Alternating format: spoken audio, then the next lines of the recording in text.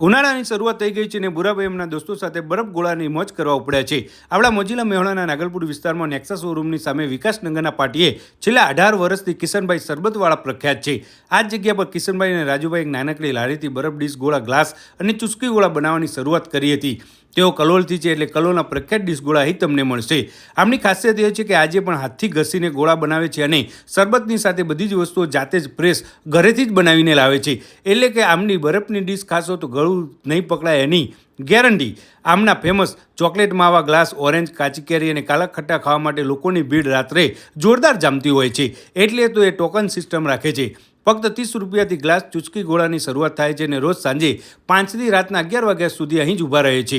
એમની Kishan special jumbo dish ખાજો, મોજ પડી જશે। તો પછી રાહ જોયા વગર આ ઉનાળામાં કિશનના બરફ ડીશ ગોળા ખાવા હોય તો મોજીલા મેહોણામાં એકવાર પધારવાનું ના ભૂલતા।